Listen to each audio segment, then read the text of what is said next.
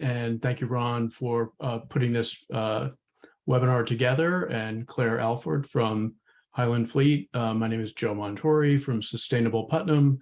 I'm a resident of the Mahopac Central School District, where my 3 children graduated over the years. I'm also a retired high school teacher with a passion for the environment.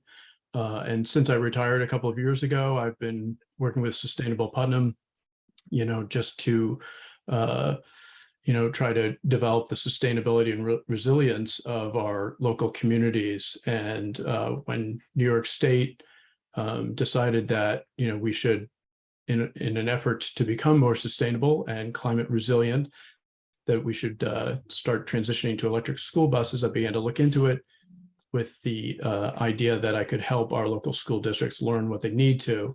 And lo and behold, one of my former students works for Highland Fleet. She contacted me, then Ron contacted me. It all kind of serendipitously came together. So Ron and I have partnered to try to put together presentations like this one to help, kind of elevate the discussion and educate everybody all along the way. So just very briefly, for those in Putnam County, I just want to mention that we partner with our local governments. We've worked with several towns and the county already, schools, libraries, businesses, nonprofits, and of course, our residents. We run free workshops, consultations, and many other programs, including a community solar program. So with that, I'm going to unshare my screen and turn it back over to Ron. Great. So it's my pleasure to introduce Claire Alford of Highland Fleet, who has a very innovative model for schools to get electric school buses and take a lot of the cost and the risk and the technology brain damage out of the whole process. So with this, I'll leave it to Claire. Welcome, Claire. Awesome. Thank you, Ron, and thank you, Joe. This is my second time presenting to Sustainable Putnam, and it was a pleasure last time, and hopefully we'll have some fun this time as well. So let me share my screen. There we go. Awesome. Okay. Great.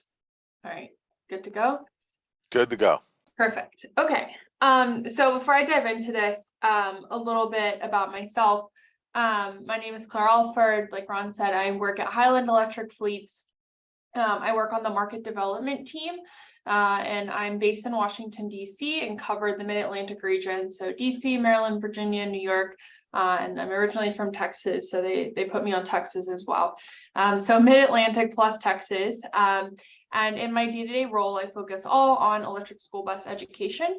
And so my days are usually spent talking to school board members, to superintendents, to community advocacy groups such as Sustainable Putnam.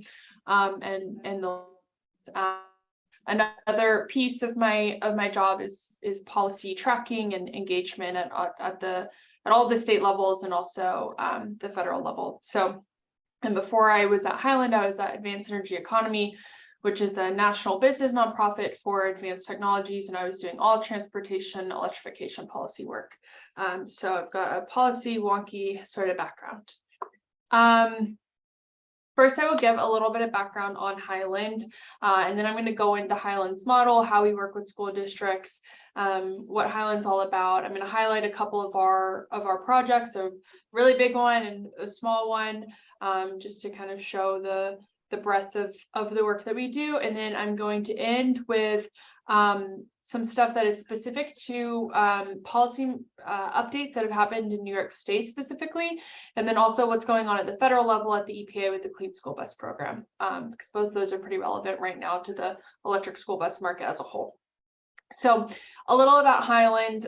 We're a relatively new company. We were started in 2018, so we're still young, and we're based up in the North Shore of Boston, up in Beverly, Massachusetts, for those of you all that are familiar. So we're a private company. We're backed by over $250 million in private capital, and currently we have over 330 buses under contract right now, all of those electric. A couple of things I'll point out is that we're behind the largest electric school bus project in North America. That's in Montgomery County public school system in Maryland, which I'll talk a little bit more about towards the end of my presentation. And we also have the first electric school bus vehicle to grid programs up in Vermont and in Massachusetts. In Vermont with Green Mountain Power, I believe, and in Massachusetts with National Grid. So our CEO, Duncan McIntyre, started Highland back in 2018 with one idea in mind, which is that there are so many community benefits, which you see on the screen right now. And he was wondering if there are so many community benefits from community health, environmental justice, climate, right, the obvious ones, but also school budgets. It helps restore balance. It's a more predictable fuel, if you will. Electricity is. It's taking school districts away from a commodity market into a technology market with electricity. Emergency resiliency benefits. School bus fleet is a rolling stock of batteries. So all of these benefits, and he was wondering, well, if there are all these benefits, why aren't school districts, why aren't they going electric? The short and simple answer is that if you go to a school district, to a transportation director whose job it is to get kids to and from school, right? It doesn't matter what the fuel of the bus is. That's their main job. If you go to them and tell them that you've got to do all these things right here, right? You've got to procure electric school buses. You've got to train your maintenance workers and your bus drivers to use them. You've got to tear up your depot and put in charging infrastructure, and then you've got to learn how to keep these vehicles charged on time and at the at times that save you money. Then people will go running for the door, especially transportation directors who have been operating their fleets for a lot of times many years. It's a daunting thing to have to undertake. And so that is where Highland comes in. A Highland subscription, as we call it, covers all of these things that you see: buses, chargers, training, maintenance, charge management. And so for an annual subscription style price, much like you pay for Netflix or Hulu, we will model out numbers that make sure that annual subscription price is either cost neutral or offers cost savings relative to what a school district is paying for diesel. And for that annual price, which we usually go somewhere between 10 and 15 years, and is how long we work with a school district, for that annual price, we will include all of the things that you see right here. So our kind of bread and butter offering is from start to finish. So we would go in with the school district, we would help model out how much of their fleet they want to electrify and what they need, all the way to if something breaks down with a battery or charging station for the lifetime of our contract, then we would cover that. So I'm just going to go ahead and skip to this. So this is kind of what I'm talking about. So from planning to maintaining. So I already mentioned planning, and I'm realizing now that during my last presentation with Sustainable Putnam, somebody brightly pointed out that using the word implement in the first step is probably incorrect. So I will narrate over that. So we design the entire project. So we go in, we look at their depot, we see what their fleet size is, how many buses they're going to need to procure at what rate. A lot of times, it's not an overnight 100% electrification of the fleet. We kind of work with the school district to make sure that in 4, 5, 6, 7 years, they get to where they're only purchasing electric school buses. So all of that is done in the first step, and we see, what kind of charging infrastructure they're going to need and how much. So next we budget, which is also what I was talking about. So we take all this planning and we wrap this into the subscription plan that comes out at either budget neutral or offers cost savings. And I will also note that during the planning process, like I mentioned, we work with the school district to figure out what kinds of school buses they want. So I should note that Highland does not manufacture any electric school buses ourselves, but we work with all the major manufacturers of school buses. So the school buses that you see on the road today are Bluebird, Thomas, and IC. They all have electric offerings, and they're also the Lions of the world, which just make electric school buses. We're designed in a way to which we can work with all manufacturers, and this is just part of what makes us flexible, so that we kind of disrupt the process that a school has going on right now as little as possible. So a lot of times the school district will have a preferred brand and type of bus, and we like to try to stick within what they're already doing. So the third step is that we build. So we manage the construction of the depot upgrades, and this step is usually hand in hand with the local utility. So we help the school district manage that relationship with the utility. In Montgomery County in Maryland, they're in Pepco's territory, so we work really closely with Pepco to get all of the necessary upgrades made, and get the charging stations installed. In parallel, oftentimes with building out of the station, we train the maintenance workers, the school bus drivers, anybody that's on the ground in the fleet management area of the school district. We train, so we're not displacing any workers. This is my favorite part. I think it is a transferable skill that we're helping the maintenance workers and school bus drivers gain, and that hopefully they can take to wherever they may end up in their career. And so next, after we get the buses out on the road on their normal routes, we help with two aspects, and that's 5 and 6. So we help charge the school buses during off-peak hours. So some demand response. We can help the school participate in any vehicle to grid programs that there are. And we can also make sure in some cases that we're charging at times when the grid is the cleanest, so that we're capitalizing on the cleanest energy, and then also just making sure the buses are charged in the morning and then in the evening. We have a proprietary software that we've just been developing over the past couple of months that allows us to pull up on our computer, and the fleet managers to pull up on their computer and see the charging state of the buses, how charged they are, where they are on their route, which helps with this step in the process.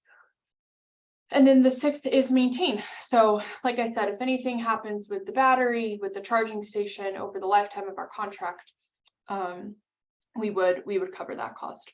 So the way that we do all of this for that budget neutral or cost savings price is by wrapping in a bunch of different value streams. So obviously we're backed by private capital, which helps us kind of front the higher upfront costs. But we wrap in a bunch of different value streams, some of them being the obvious, which are fuel and maintenance savings. Electricity is a lot cheaper than gasoline prices, and it doesn't vary as much. Maintenance, there are a lot less moving parts in an electric school bus, so we capitalize on those savings. And then because we're a private company, we can have some depreciation of the assets. And then I think the most relevant one right now is if there are any state or local or federal grants or rebates that are available for electric school buses or for the charging infrastructure, we can help a school district apply or apply on behalf of the school district. And if they're awarded that money, we can wrap that back into the cost. So I mentioned I'll talk a little bit more about the EPA Clean School Bus Program, which is obviously very relevant right now, and then also what New York has on the incentive front. But I do just want to note that we can make this model work with districts of all sizes. So you'll see on the right here, Montgomery County, Maryland, which is what I've been talking about. That's 326 buses over the next 4 years, but they have a fleet of around 1,500, and they have 5 depots that we have. I think as of this week or next week, we'll have all 5 depots electrified. And then you see the likes of South Burlington, Vermont, or Beverly, Massachusetts, which is 4 or 5 buses, obviously on the opposite end of the spectrum. But we make our model work no matter the fleet size. And I also want to point out that we can work with school districts whether they lease or own their fleet. Traditionally, when we first started, it was easier for us to work with school districts that owned their fleet, just because it makes the economics a little bit easier. But as we've grown, we've been able to expand our offering to those that lease their fleet as well. So again, we try to just be as flexible as possible. 2 case studies I want to point out: the Beverly, Massachusetts, which I just touched on. We partner with their transportation director, Dana, who you see there, and he wanted to implement a 2-bus pilot, but now we're expanding to electrify their full fleet of 30 buses. So we had a really great experience training their maintenance workers, and I should point out that Like I mentioned, our headquarters is in Beverly, Massachusetts, and our offices look out onto the parking lot of the Beverly High School, which is really exciting. So it's near and dear to our heart. Their fleet is all Thomas built buses, and they have bi-directional chargers. I could fully charge the buses in 3 hours. And I know that they're bi-directional because, again, this is the project where we help Beverly participate in a vehicle to grid program through National Grid. And for this past summer and the summer before that, and I think they got somewhere between like $8,000 and $10,000 back in additional revenue just over the summer. So again, here are some pictures of the depot. Something that's important to know here is that we future-proof the depot. So we installed charging infrastructure. When we installed the charging infrastructure for the 2 buses, we installed it for 24 buses. This is economically more responsible because it allows us to tear up the depot less time. So not only is it economically more responsible, but it also just takes some of the headache out of tearing up the depot. The next I'll point out is Montgomery County, which I know I mentioned a lot. Again, it's the largest school bus electrification project in North America. What you see here on the left is their depot in Bethesda, Maryland. It's really cool. I'm out there all the time. And it's really cool to see all the buses lined up and charged. So we have a 4-year deployment with them to provide 326 buses. And then in 4 years, the hope is that they will get to 100% electric school bus purchasing, with the goal of fully electrifying their fleet over the next 12 years. So we have, I believe by the end of this year, we'll have around 80 buses there, I believe. So I don't have any slides for the EPA in New York, but I do want to talk through them really quickly because I think they're super relevant. So as far as New York goes, at the beginning of this year, the governor included in her budget a electric school bus mandate that was then included in both of the White House budgets in the Assembly and in the Senate. And so it was implemented. So it is a goal of 100% electric school buses by 2035, with an interim goal of 100% buses being purchased have to be electric by 2027. Also included along with this mandate was language allowing charging infrastructure and electricity to be an aidable expense for school districts, and also a lease term extension, which is really important for companies like Highland, being able to spread out the cost of our offering over a longer period of time makes it more economically viable for school districts. So a lot of really important things that were passed this past legislative session. Looking forward, there's going to need to be some sort of funding in place for school districts to enact this mandate. Right now, NYSERDA has the New York Truck and Voucher Incentive Program. I know that it's running up to the last of the funding that they have available for that. And so in November on the ballot, there will be an environmental bond, and included in that environmental bond for voters to vote on will be money for a electric school bus incentive program. That money may go to NYSERDA if it's passed. It may also go to the Department of Environmental Conservation. But regardless, hoping that passes so that there is an incentive in place, and that incentive will be a newly designed program specific to electric school buses, and will be really important that we once we have the money available for it, that we pay attention to how it's being implemented and designed, because want to make sure that it is stackable with the money that's available at the federal level. So the money available at the federal level is through through EJA, the big bill that was passed earlier this year at the federal level, and it points or gives money to the Environmental Protection Agency to implement the Clean School Bus program. over the next 5 years. They've already released their first round of funding. It's closed now, and we're awaiting awardees for that.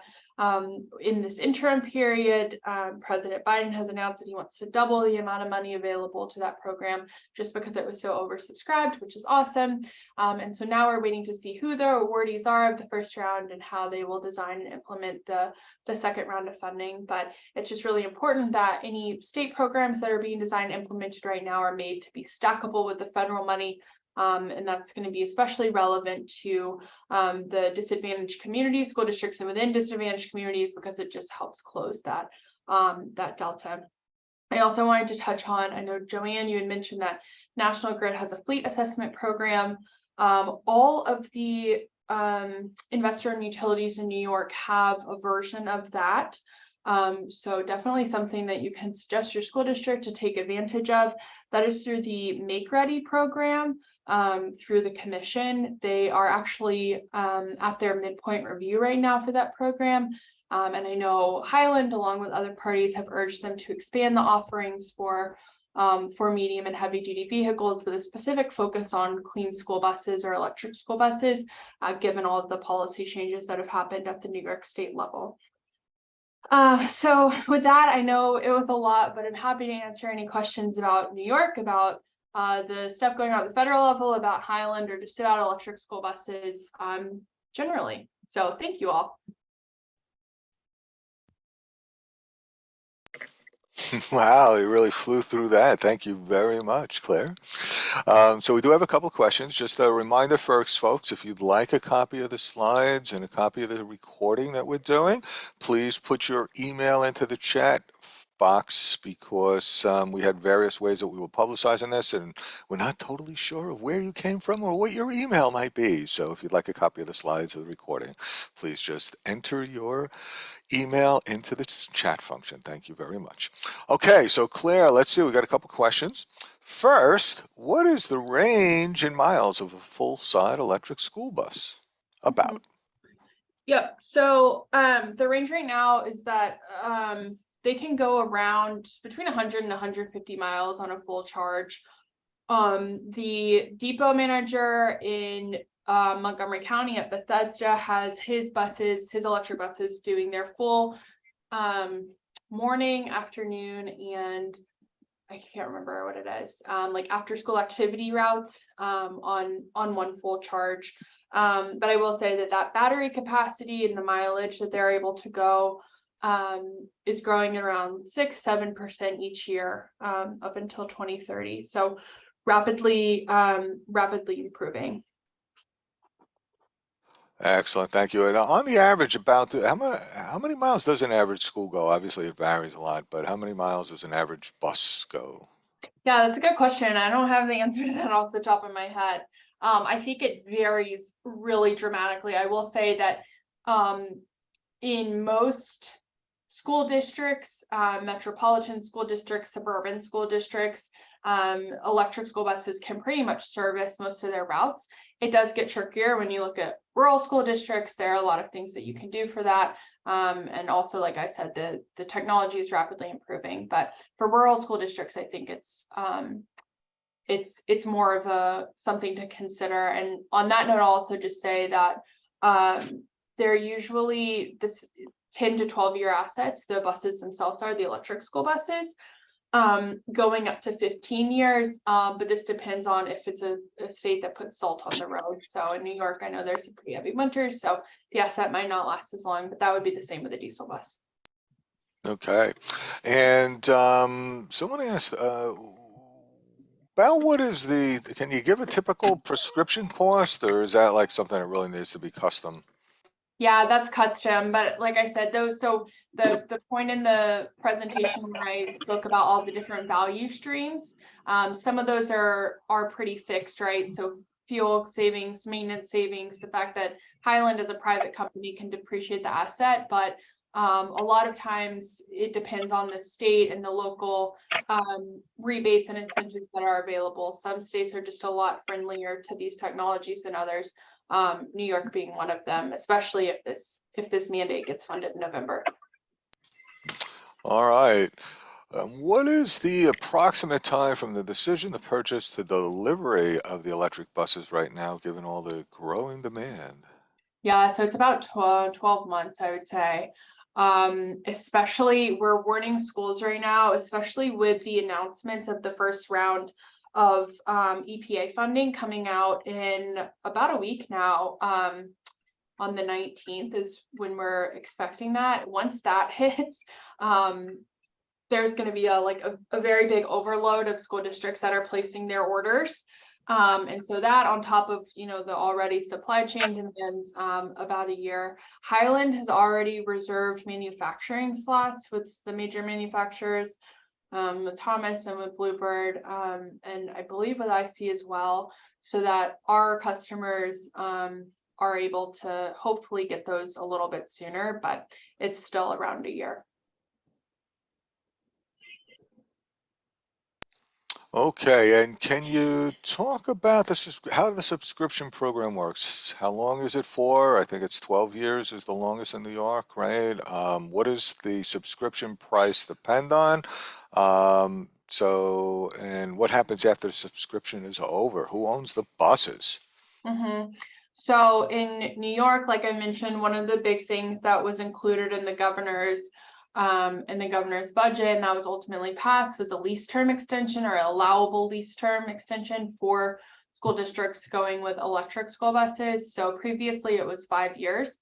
Now that has been bumped up to 12 years. And like I said, what that does is make the economics easier. It's pretty basic economics, right? A higher cost spread out over a longer period of time allows for that annual subscription style price to be lower.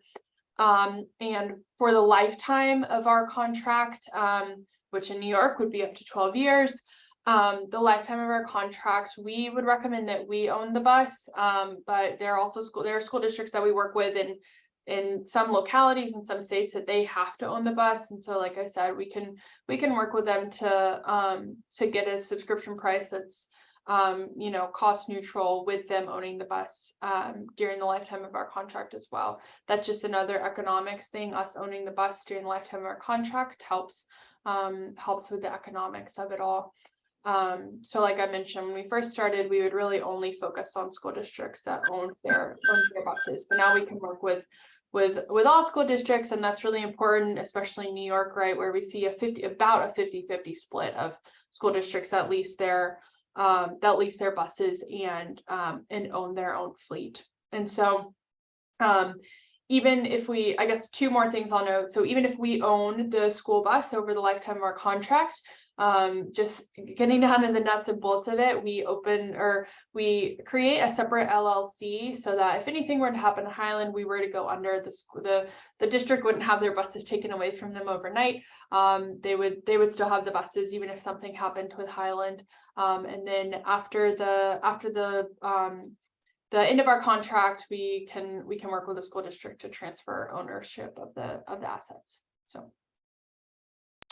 Great. So if a school district did generally wanted to own the buses, they have a subscription with you. At the end of the subscription, does it automatically revert to them, or do they have to have some sort of negotiated agreement with you about what happens at the end? Is that the idea? Yeah, I believe all of that is in the contract that gets signed and is agreed upon with the school district whenever we partner with them. So like I said, it's not one size fits all. It varies. Some school districts are I don't want to say concerned, but are a lot more aware of the ownership. And like I said, some of them have to own their school buses. Like that's written into statute, right? Some do not. So that's all negotiated in the contract. Okay, great. Can you speak to the difference in maintenance requirements for an electric versus a diesel bus, please?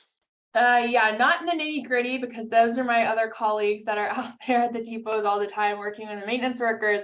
But I have seen, and if you have the pleasure of visiting a depot that has electric school buses, you should ask them to open up the hood of the bus. It's super cool. And you can just physically see, even if you don't know what all the parts are, you can physically see how fewer parts there are in an electric school bus.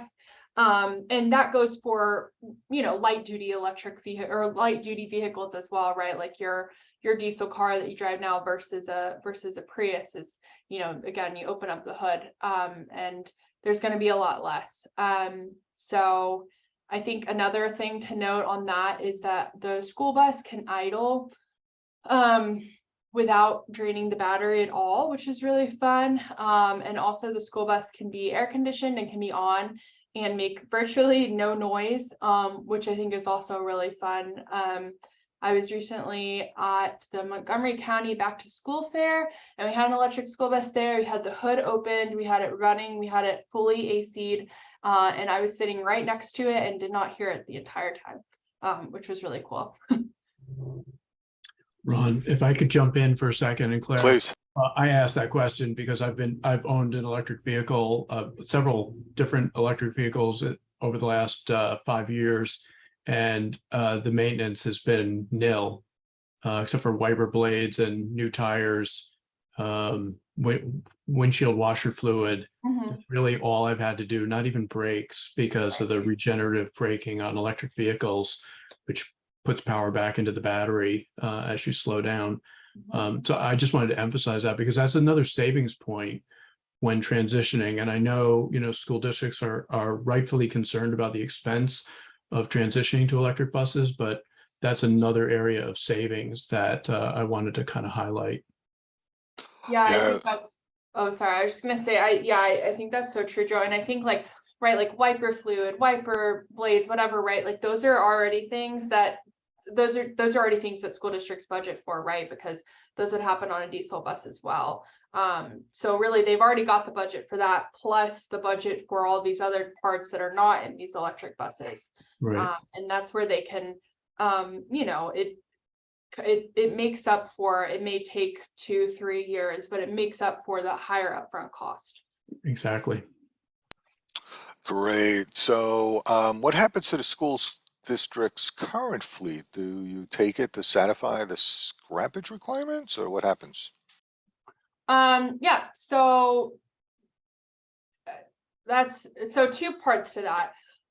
So if they're just working with Highland, there are no scrappage requirements, right? Scrappage requirements come along with, I know the EPA's Clean School Bus Program, the first round had some scrappage requirements, and different grants and incentive programs that you see will have scrappage requirements. So I'm going to separate that into two. So if you're working with Highland, no scrappage requirements.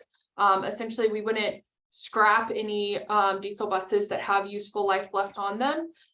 We would replace buses that are already ready to be replaced, and then, like I said, work a school district up to where they're then just replacing with 100% electric school buses. So that does two things. It doesn't waste an asset that the school district already has, number one. And number two, for the first 1 to 3 years that we work with the school district, they have diesel buses as backup, and we don't really use them as backup, but it provides good peace of mind for school districts to know that they have that available in their fleet. Turning to scrappage requirements, if there are scrappage requirements, we can work with the school district to satisfy those.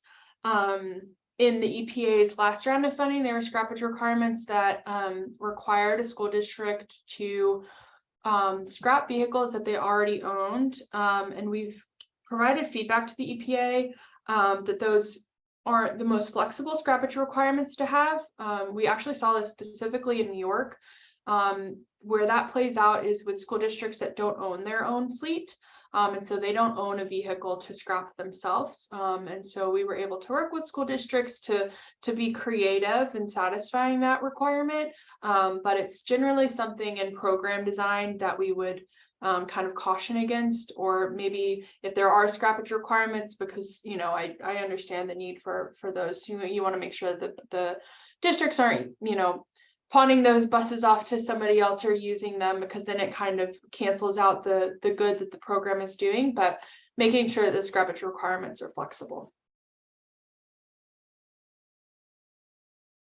Great. Yeah, I know there's at least some nice sort of funded programs where there have been scrappage requirements. So that's something that you work with the school district on to help them fulfill one way or the other, either with their current fleet, if that's an option, or sometimes they are now allowing replacement buses to be purchased, which is kind of ridiculous, but ooh. Anyway, okay, Great. Have there been any battery recalls associated with electric buses like there have been with some cars like the Chevy Bolt, et cetera? Mhm. Um, I can't speak to that specifically. I know that there have been some issues with like very, very specific issues with one of the manufacturers. I can't even remember which one, but those are all through the manufacturers. And I will say that if anything does happen, I know there was a recall on some part of the charging infrastructure that we had in Montgomery County. And so essentially we work with the manufacturers. We have direct lines to all the manufacturers and work with them to ensure that whatever is happening recall wise and whatever needs to happen gets taken care of so that the school district has their buses and their charging infrastructure in place. Excellent, thank you. Folks, again, folks asked for your contact information, Claire, so I gave them your email and phone number in the chat. So anybody that wants that, it's there. Again, we had various ways of publicizing this meeting. So if you'd like a copy of the slides and or a link to the recording, please put your email into the chat so that we can make sure that we get that to you, because I have some people's emails, but I am not familiar with everybody on here and don't have everyone's email for sure. So thank you so much for that. Let's see. I think we've answered all the formal questions here, Claire. So are there others that come up generally that you think folks should know about? This was a great group of questions because I got to cover the ones that generally come up, which is range, the lifetime of the asset. I guess no one asked about weather, but like I mentioned, the asset lasts a little bit shorter, and the asset being the bus lasts a little bit shorter in cold weather climates where they put salt on the road. But I will say, just this is, I think, relevant to New York. Something that we've been using in Vermont and in Maryland is when it gets really cold and snowy, we will start heating the buses before the start of the morning routes. And before the start of the afternoon routes while they're still on the charger, so the heating doesn't drain any of the battery, which I think is a really fun and creative way to make sure that no one's freezing on the bus, but that the buses are able to go out with full charge battery at the start of their route. So that's one that I normally get, which I'm shocked I didn't get with the weather. But otherwise, I think y'all's questions pretty much covered it. Great, thank you so much. So folks, if your school district is interested, it's a free conversation to give Claire or anyone at the Highland team a call. They'll come in, they'll talk with you about what you're currently doing, what the opportunities might be. Currently, there are New York State VIP funds, truck funds that are available to write down the asset. Highland will also work with you on the next round of EPA funding. Right now, there was a lot of school districts that applied for the first round. 2,000 districts out of 14,000 school districts across the country applied with $4 billion worth of requests for what was a $500 million worth of funding, now has become $1 billion worth of funding. The school districts that are economic justice areas are first prioritized in the lottery. So if you happen to be one of those priority districts, you have a much better shot at getting initial funds. But eventually this program is aiming to help all school districts to get started. And that's the nice thing about the Highland fleet model, is that they can come in, help you do an assessment, figure out if there's cost savings, and they put up the capital to help make stuff happen if you're not able to do that. So lots of different opportunities. Let's see, we have, who is manufacturing electric buses in New York?